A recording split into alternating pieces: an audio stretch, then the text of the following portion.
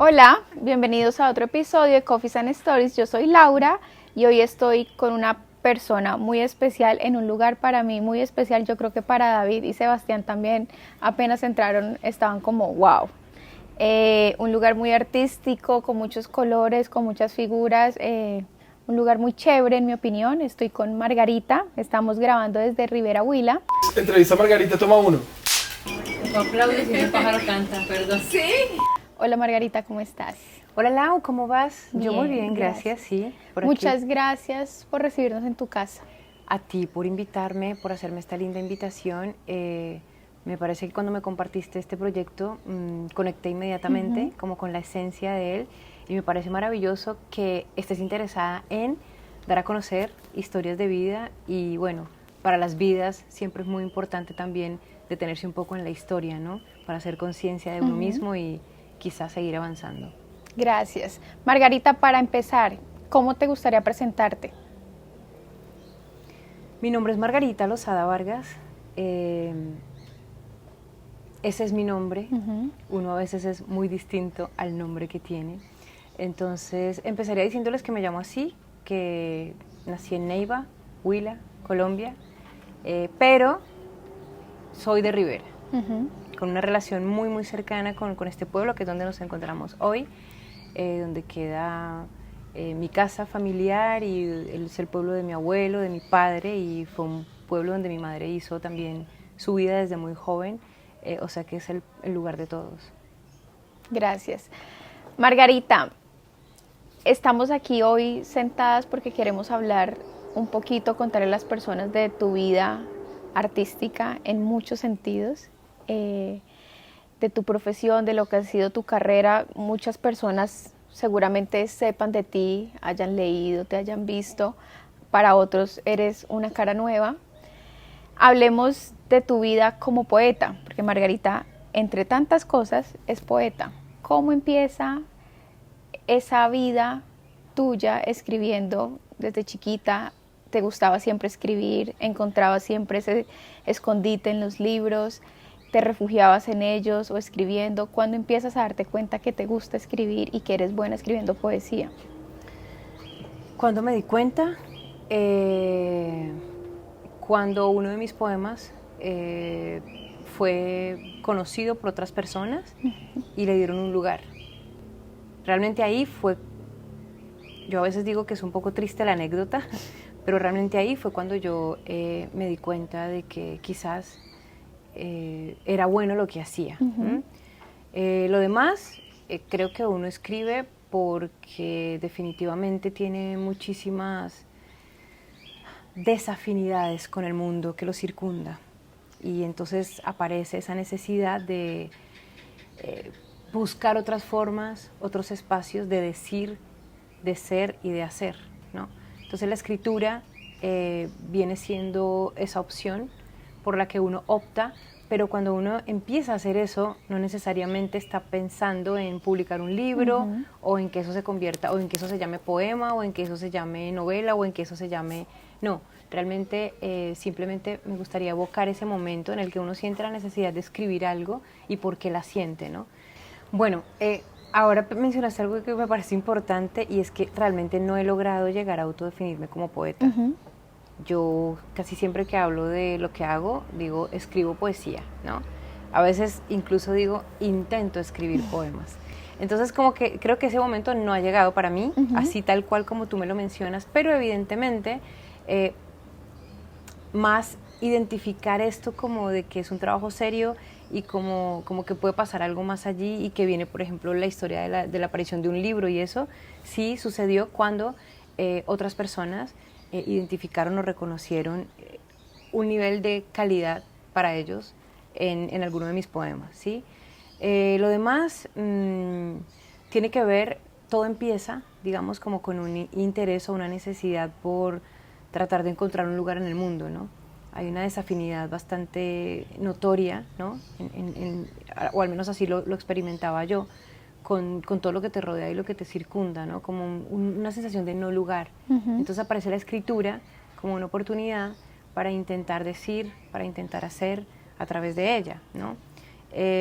Siempre que me preguntan por la función de alguien que escribe poesía, yo siento que es el poeta, el que escribe poemas, está intentando como traducir el mundo, ¿no? Está intentando poner en palabras experiencias, imágenes, sensaciones. Entonces, bueno, creo que todo esto va tomando forma así, pero sin ninguna proyección, sin ninguna... Yo cuando estaba pequeña decía que quería ser actriz y cantante. O sea, quizá lo relacionaría con algo artístico, ¿no? Capaz hay una afinidad.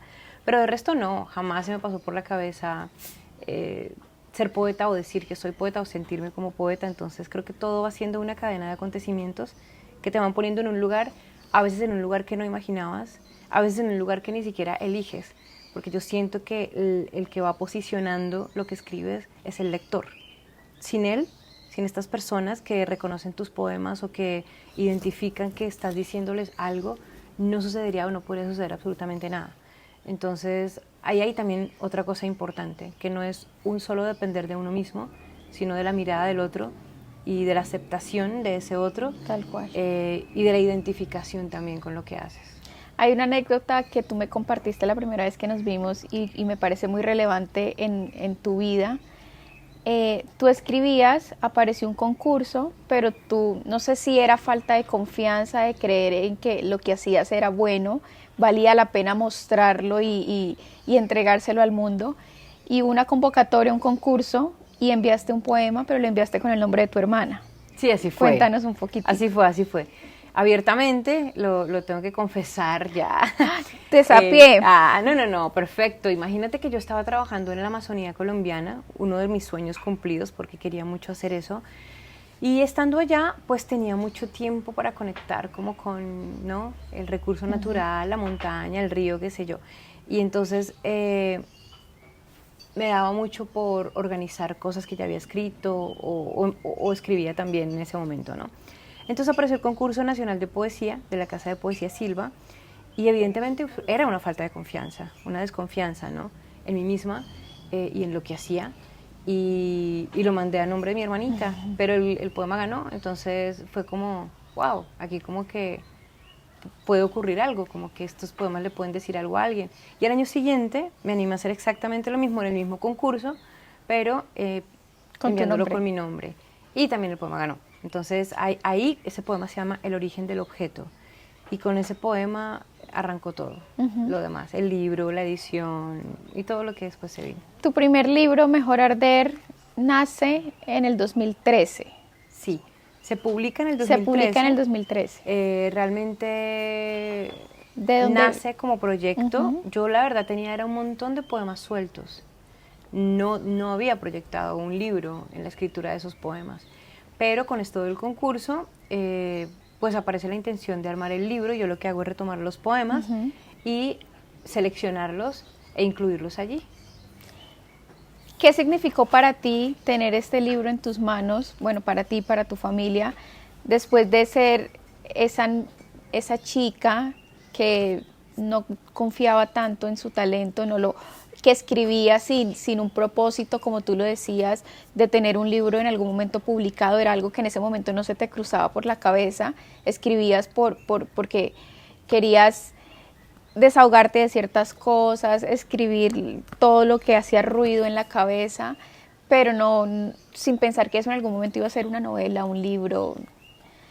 Tener ese libro en tus manos, ¿qué significó para ti después de enviar los poemas a nombre de tu hermana, de ya luego atreverte, ya tenerlo, fue qué para ti? Fue una sorpresa, primero.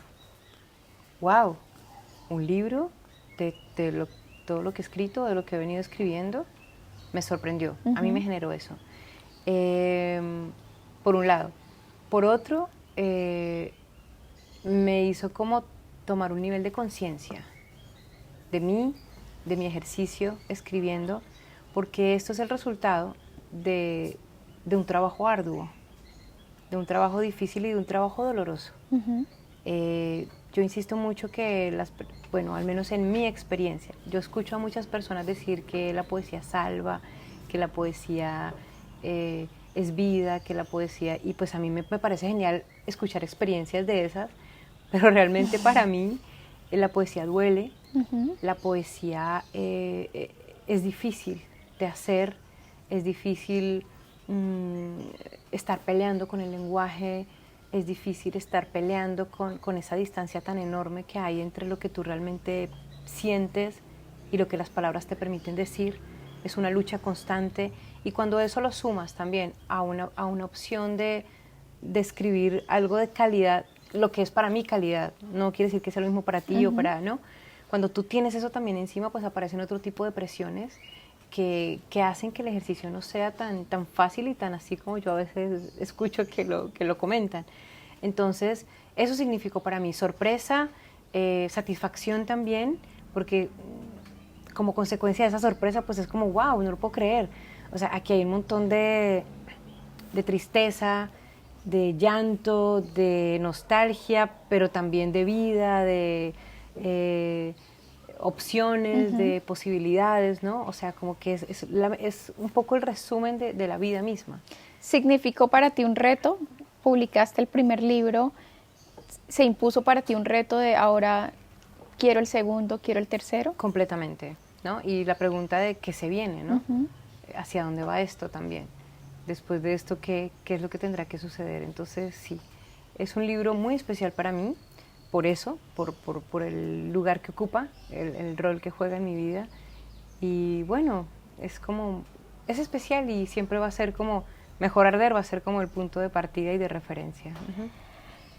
Escoges estudiar psicología. Cualquiera diría, bueno, después de encontrar, de ver que podría funcionar por el lado de la poesía, ¿por qué decides estudiar psicología? Yo psicología decidí estudiar mucho antes, ¿no?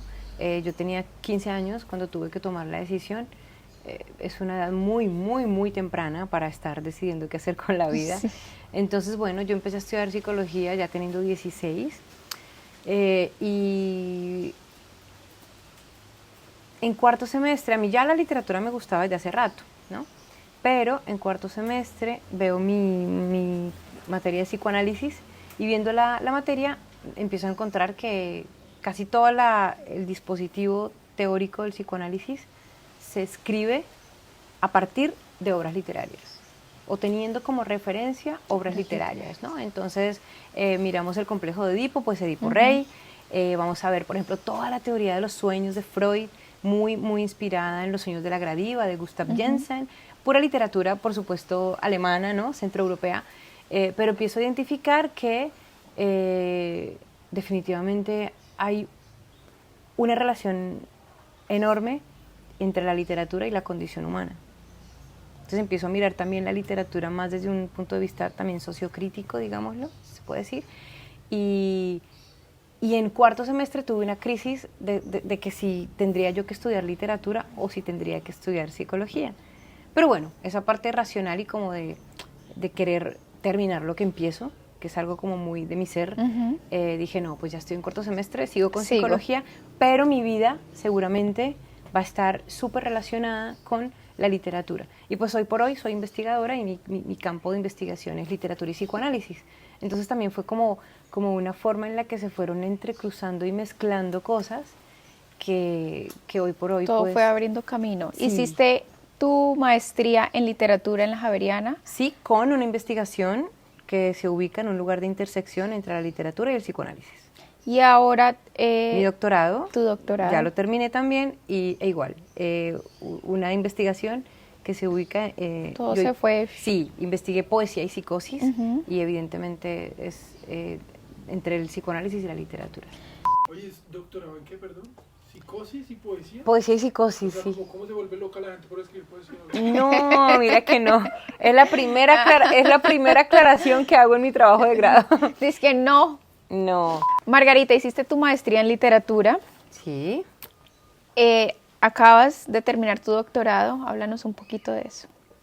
Bueno, pues como te había mencionado hace un ratito, tanto en la maestría como en el doctorado, mis investigaciones se encuentran en un lugar de intersección entre la literatura y el psicoanálisis.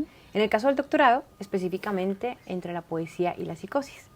Entonces, pues fue un interés que surge cuando empiezo a notar que, al menos en la poesía iberoamericana del siglo XXI, o sea, de poemas publicados desde 2000 para acá, empiezo a notar que hay una tendencia de algunos escritores a escribir de manera, digámoslo, rara, desordenada, utilizando neologismos, solo frases, interrumpiendo, abandonando, por ejemplo, el uso de signos de puntuación, ¿no?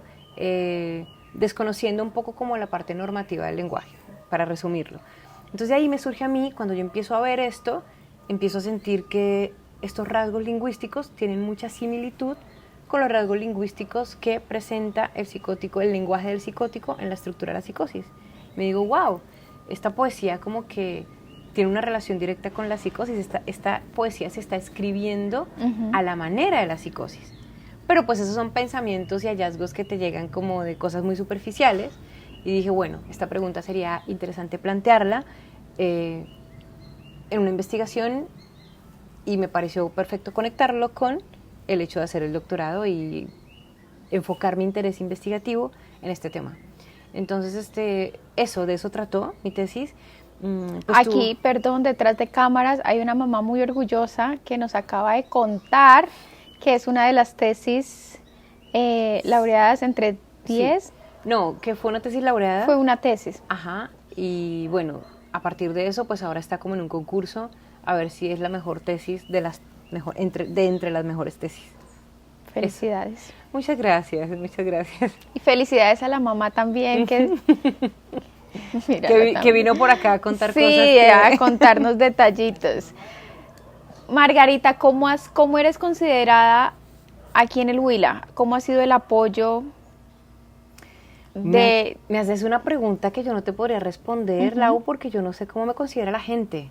Lo que yo sí te puedo decir es que eso habría que preguntárselo a la gente. Pero ¿cierto? saben que hay una Margarita Lozada Vargas escribiendo poesía, una Upita escribiendo poesía. 100% evidentemente, pero les llegó la noticia desde afuera. O sea, yo realmente hice acá mi carrera universitaria, terminé, trabajé 2 años en el Huila, y luego me fui a estudiar a Bogotá la maestría y a trabajar allá, y mi carrera la hice desde el 2008 allá, y allá fue donde ocurrió todo. Entonces ya cuando empiezo a aparecer como en los periódicos, como en la información nacional y como con esa proyección que después se convirtió en una proyección también internacional, pues ya las personas acá tienen noticia de mí, saben, y bueno, soy una representante realmente de la literatura huilense por fuera de Colombia, por fuera del Huila y por fuera de Colombia. Entonces, pero pues esas son cosas que van llegando y se van posicionando poco a poco.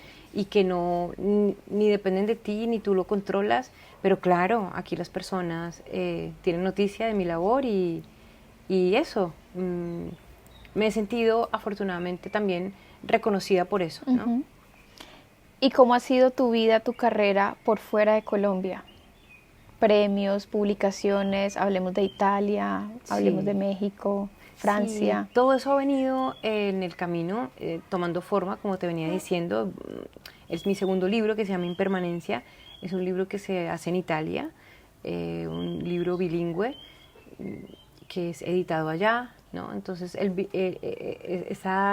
ese fenómeno de la traducción también le trae a tu carrera y a tus poemas otra dimensión. Mis poemas los han traducido al turco, por ejemplo, al inglés, al italiano, al francés. Entonces eso hace que se abra un poco también el espectro de tus lectores y que eso también te traiga otras oportunidades, ¿no? Como viajes, festivales, ediciones, como en el caso del libro. Margarita, ¿a ti qué te inspira? Yo creo que muchas cosas, pero podría resumirlo diciéndote que el gran misterio de la existencia.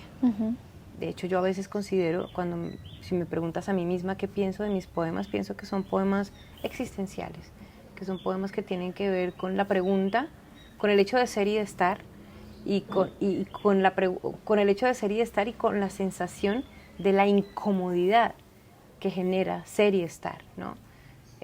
A mí me parece bastante conmovedor pensar, por ejemplo, que desde el primer momento de la existencia hay dolor, que respirar implica un padecimiento. A mí eso me conmueve absolutamente y me niego a aceptar la existencia como algo que ya es del día a día, ¿no? Vemos mujeres embarazadas. Algo que pasa y ya. No, vemos mujeres embarazadas, sabemos que nacen y nacen niños y eso es como, ya nació uno más, ¿no?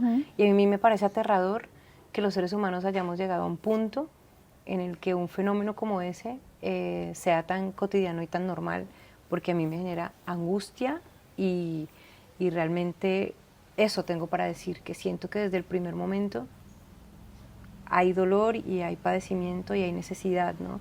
Entonces al niño, ¿no? El cordón umbilical roto, su llanto, el peso de la luz, que antes no estaba en la vida de uno porque uno estaba en una bolsa, ¿no? Metido donde no faltaba nada, ese mismo cordón que se rompe pues ya no garantiza que entra la comida y que entra todo automáticamente, sino eso a mí me parece, entonces creo que de ahí se desprende todo lo demás y en resumen es eso, es como el hecho de estar.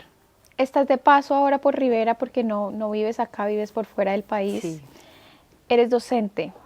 Me gustaría que nos contaras un poquito de esa otra faceta de Margarita como docente universitaria. Sí, yo soy docente universitaria, es el motivo por el cual estudié un doctorado, insisto siempre en eso, quisiera como morirme en una universidad dando clases y estudiando para poder compartirles a mis estudiantes mis actualizaciones y mis reflexiones más inmediatas, ¿no? Amo la docencia universitaria porque me parece que es una garantía de estar siempre joven, de vivir siempre joven. Yo digo que con mis estudiantes yo vivo al día, porque ellos me están contando de qué va el mundo, ¿no? en qué va todo. Eso por un lado, y por otro, como te digo, el hecho de ser profe te obliga a estar estudiando todo el tiempo. Nunca hay una cosa terminada o completamente desarrollada. Entonces, por eso amo la docencia universitaria. Además que siempre llegan generaciones que quieren más, piden más. Y que te exigen otra cosa. Exigen más. Tú tienes que ir moldeando, claro, tu forma de transmitir, ¿no? El conocimiento. Entonces, eso pasa por ahí. ¿Y tu relación con la música? Bueno, pues realmente a mí me encanta la música. Creo que cuando uno se va dando cuenta, definitivamente lo que uno descubre es que uno tiene una afinidad generalizada por el arte. Todo lo que sea artístico, la plástica, por ejemplo, a mí me conmueve. He escrito varios poemas también inspirada en esculturas, en cuadros, ¿no? En fin. Entonces, la música, es especialmente el punk rock, que es como esa música que llega muy temprano a mi vida cuando estoy en la universidad y llegó para no irse jamás. Entonces, no es algo que yo haga con mucho respeto ni tomándomelo muy en serio, o sea, simplemente me gusta reunirme con amigos para cantar. He tenido un par de bandas de punk y escribo canciones cuando estoy en esas bandas, son canciones escritas por mí también, pero bueno, esa es como otra faceta de la vida que simplemente lo que quiere es tomar un poco de aire por ahí y bueno, pues el punk rock es una música rebelde, como con mucha anarquía y como en su esencia con muchas cosas que a mí me nutren mucho, ¿no? Y me dan aire para continuar. Margarita, antes de que nos despidamos, ¿algún poema que quieras compartirnos de tu primer libro, de los que tienes allí? ¿Alguno que en este momento te venga a la cabeza y quisieras compartir? Un solo poema, wow, interesante. Difícil. Sí, es bastante difícil.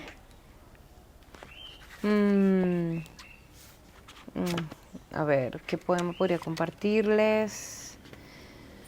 Pues a mí se me ocurre que podría ser este poema que se llama Filosófica, ¿no? Es un poema que, aunque también se me viene a la cabeza Piedad.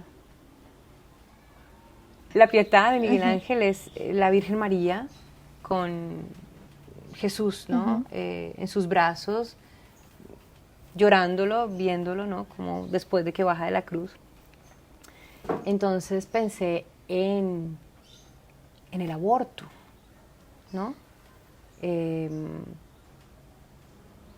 la lucha tan tremenda que ha significado para las mujeres del mundo poder abortar con libertad, sea la razón, ¿no? que haya. De todas maneras nos toca cargar con el peso de la reproducción y siempre me llamaba mucho la atención pensar en eso del aborto, ¿no? Y en cómo socialmente aquellas mujeres que abortan se les tilda, ¿no? De asesinas, de indolentes, y pues resulta que no. Son decisiones, las decisiones importantes de la vida siempre implican dilemas. y los dilemas siempre te ponen en medio de algo complejo de decidir, ¿no? Es, por ejemplo, la historia de Antígona, ¿no? Decidiendo si, ¿por qué no dejan que yo entierre a mi hermano como debe ser y lo quieren dejar ante los chulos? Entonces ella empieza un dilema entre la ley de Dios y la ley de los hombres, ¿no? Y cuál de esas dos leyes son las que yo debo seguir o cumplir. Entonces, bueno, este poema, Piedad. Pido permiso para morir un poco, para romper tu membrana, para expulsarte del útero.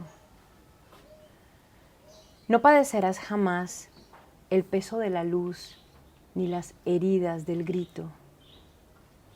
Serás mi más amado desterrado. Serás el aire que sostiene mi jardín de sombras. Wow.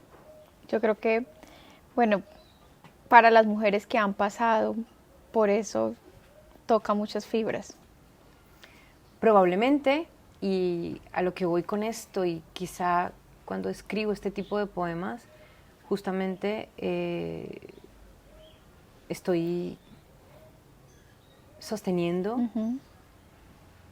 lo importante que es decidir y lo importante que es ser consecuente con una decisión, sea la que sea.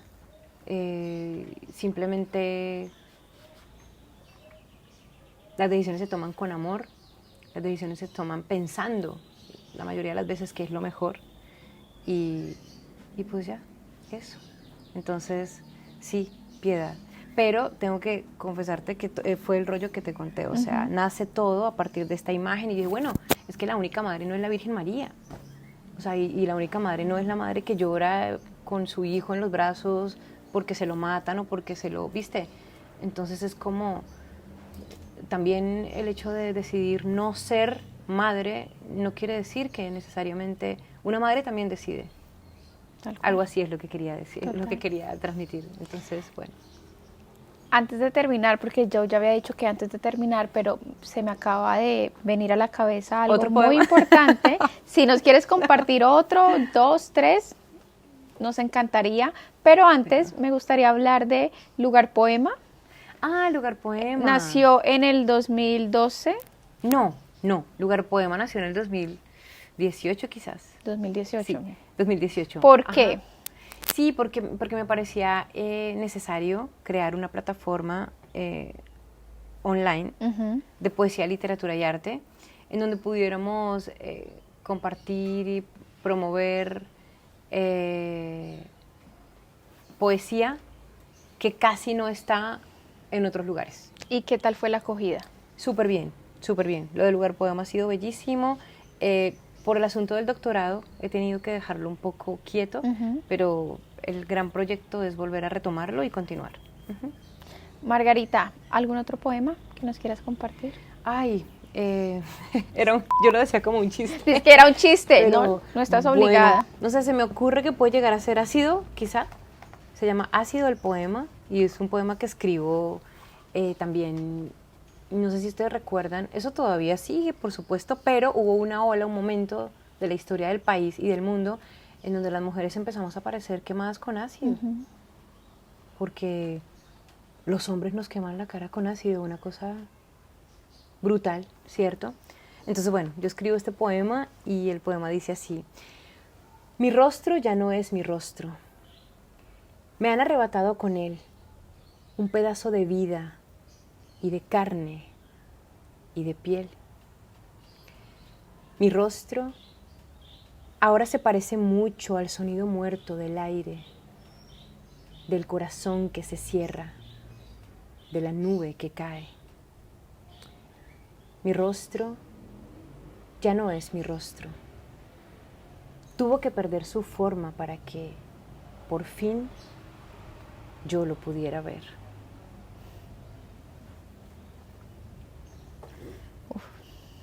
Y bueno, pues muchísimas gracias. A ti, un mensaje que quisieras dejar, tal vez a esos adolescentes, porque quisiera irme como más atrás, o a esas personas que están en esa indecisión o esa lucha de no saber para dónde coger, de tal vez no creer que hay algo que está resonando en ellos, que está haciendo ruido, pero por miedo, por el que dirán, por esa inseguridad no se atreven a mostrarlo al mundo. Tú diste ese paso y ese paso te llevó a vivir un montón de cosas, a entregarle un montón de cosas a tus estudiantes, a tus lectores.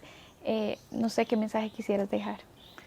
Bueno, yo quisiera invitarlos a que crean en lo que tienen y en lo que no tienen, porque lo que no se tiene también puede llegar. Hay que concentrarse mucho, creería yo, en no escuchar tanto lo que viene de afuera y en poder tomarse algún momento de la vida para tratar de verse uno mismo y poder identificar lo que hace falta y con lo que se cuenta. Creo yo que de ahí, haciendo ese ejercicio, es posible empezar a confiar, empezar a creer y aparte de esto que acabo de decir, que no es mágico y que no funciona solito, viene lo otro que es trabajo. Yo insisto, de verdad, hay personas con ideas maravillosas, hay personas con iniciativas maravillosas, pero la palabra trabajo es fundamental, porque si tú no trabajas en el día a día por eso, no lo vas a poder hacer jamás, no va a pasar jamás, ¿sí? Yo escribo poemas breves, esa fue mi apuesta estética, ¿no? Te lo comentaba yo, como darle más protagonismo a la imagen que a las palabras. Y muchas veces tú puedes leer ese poema y puedes decir, ay, escribir un poema de 3 líneas es breve, es fácil, ¿no? Esto podría hacerlo yo también, pero no, realmente detrás de eso hay un trabajo y un trabajo y un trabajo súper constante, súper dedicado y súper convencido además, ¿no? De lo primero que te tienes que convencer es del fracaso, porque si te convences del fracaso, te vas a esforzar más por trabajar y por hacer o por tratar de evitar que ese fracaso llegue. Eso también lo considero importante, ¿sí? Nos han vendido, hoy por hoy tenemos unas ofertas, una hiperestimulación, llamémoslo así, visual, auditiva, ¿no? Todo el tiempo, en donde el tema de la perfección y la facilidad o el facilismo está como planteado como a lo que uno debería llegar en la vida, ¿no? Entonces eso pues obviamente ahí va castrando un montón de lo que eres realmente y como consecuencia pues tus posibilidades también se ven muy reducidas. Entonces sería como eso, trabajar por lo que se quiere y creer en lo que se quiere para que tome forma y florezca. Margarita, gracias nuevamente por permitirnos estar en tu espacio, en el espacio de tu familia, por compartir los poemas con nosotros, por compartirnos un poquito de tu historia. Podíamos quedarnos muchas horas hablando acá, seguramente su mamá tiene muchas historias que contar sobre su hija. Margarita podría contarnos mucho más de todo lo que ha hecho, pero gracias por eso que compartiste, por darnos como un abrebocas de lo que es la vida de Margarita. Y pues qué chévere que tengamos a una mujer como tú haciendo cosas chéveres por el mundo. Gracias. Gracias a ti, insisto en que lo que estás haciendo me parece súper bello, este proyecto me parece muy bello. Gracias a las personas que se van a tomar el tiempo de leernos, de vernos. Los invito a que apoyen también este proyecto, a que vengan a Coffee and Stories y bueno, establezcan un contacto con cada uno de los que venimos acá a contar un pedacito de la vida y compartirla con ustedes. Gracias. Y a ustedes gracias y nos vemos en otro episodio. Chao. Ahora sí puedes aplaudirse. No, ya no quieres.